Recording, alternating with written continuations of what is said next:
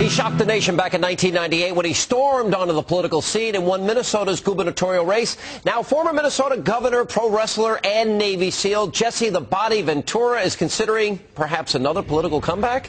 His book, Don't Start the Revolution Without Me, describes his outrage at the state of affairs in the U.S. It's now out in paperback.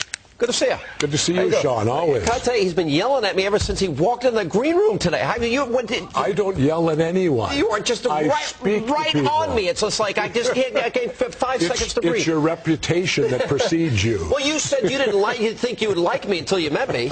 Didn't you say that to me? Yeah. What didn't you like about me? I don't always care for how it operates and the bullying of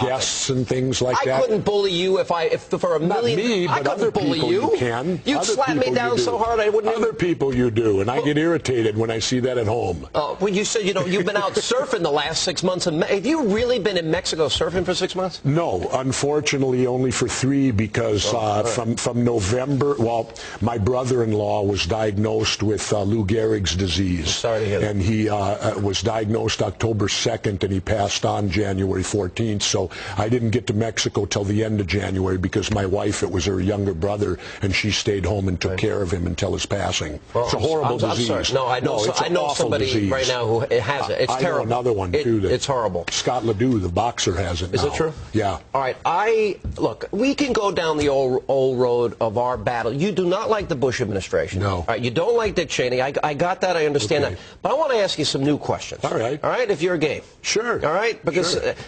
What is it? What do you think of Barack Obama? I think he's exceptionally intelligent. From when you hear him speak and through. He reads a teleprompter. Oh, come on. Well, at least we got a president now who can read one. Listen, we didn't have that. That's not a sign of intelligence. But yes, it is. No, if you're not capable of reading a teleprompter. No, it's not. No, I'll say this. I think he's very intelligent. I think it's far too early to be judgmental because let's face it, he inherited a mess. Wait, he inherited 2 wars. He inherited economy in the tank. Economy in the tank, 2 wars. Yeah. I wouldn't have wished that on my worst enemy. Well, George Bush inherited a recession. George Bush inherited the negative. No, he Let did me finish. Not. Yes, he did. Oh, yes, he did. Wait a minute. Oh, yes, he did. And the negative impact of 9/11. All right. You're telling me that the United States was better off after George Bush or before him? After. Oh, my God. How can you make that statement? You just did. And I'll tell you why. Well, I don't even need to talk to you about it. Listen, it's not about Republicans. It's ridiculous. This country was far better off before George Bush than it is after George Bush. Want me to quote you the 9/11 Commission report? For an entire decade... I'm glad I can make you laugh. You can. For an entire when you bring up the 9/11 Commission, that makes me laugh. Because they didn't investigate nothing. Well, I agree. And to one extent, you're partially right, but they did get one thing right, that there were a group of radicals that were at war with the United States, and we weren't at war with them. We saw the first Trade Center bombing, the embassy bombings, the USS Cole, and we have radicals that think God is going to reward them in heaven with virgins, Jesse.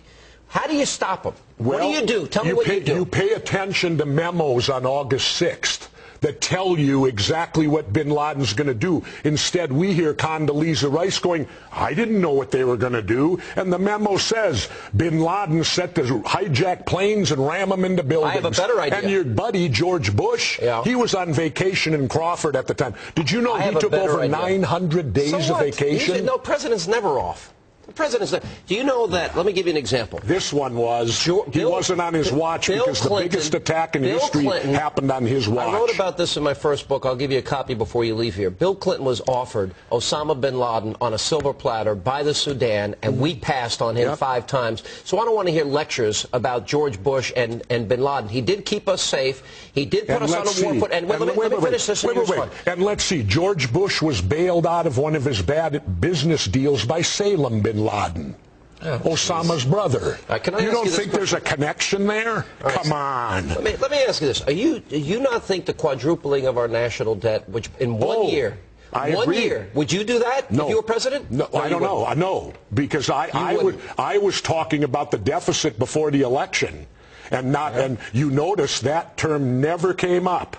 I agree. do the entire John McCain, Osama bin Laden election, nobody would touch the deficit with a 10-foot pole. Do you know who first brought up the deficit? Yeah. Ross Perot. It's true. That's right. And so don't come at me that all the Republicans do, they spend like Democrats, only they charge it. Listen, at least the Democrats go cash and carry. The Republicans do the same thing and charge it. I will tell you this, though, but in 1 year to quadruple the deficit, to have the CBO tell us that in 10 years, let me finish. Well, kids and grandkids, but in 10 years we're going to quadruple. And no, that's not true. No, this deficit is Obama's deficit. This is Obama's spending. Obama did it in 1 year. To fix George Bush's mess. You just hate Bush so much you can't see straight. No, you can't see straight. You can't see straight. He's not the president. Because you're so conservative. I'm a conservative. All you do is back the conservatives no matter what they do. Wrong. You haven't listened to me for 5 years criticizing Republicans. 6 years we're criticizing Republicans for spending too much money.